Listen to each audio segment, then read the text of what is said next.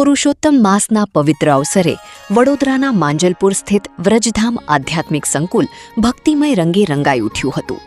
પૂજ્યપાદ ગોસ્વામી 108 શ્રી વ્રજરાજકુમારજી મહારાજશ્રીના દિવ્ય મનોરથ સ્વરૂપે અહીં ભવ્ય દ્વાદશ નિકુંજ 56 ભોગ મનોરથનું આયોજન કરવામાં આવ્યું હતું. અતિ સુંદર અને કલાત્મક ફૂલોથી સજાવાયેલા 12 નિકુંજોમાં શ્રી ઠાકુરજીને પધરાવી વૈષ્ણવ પરંપરા મુજબ વિવિધ ભોગ અર્પણ કરવામાં આવ્યા હતા. સમગ્ર વાતાવરણમાં ભક્તિ, શ્રદ્ધા અને આધ્યાત્મિકતાની અનોખી અનુભૂતિ થઈ રહી હતી. હજારો વૈષ્ણવ ભક્તોએ દિવ્ય દર્શનનો લાભ લઈ શ્રી પ્રભુના આશીર્વાદ પ્રાપ્ત કર્યા હતા.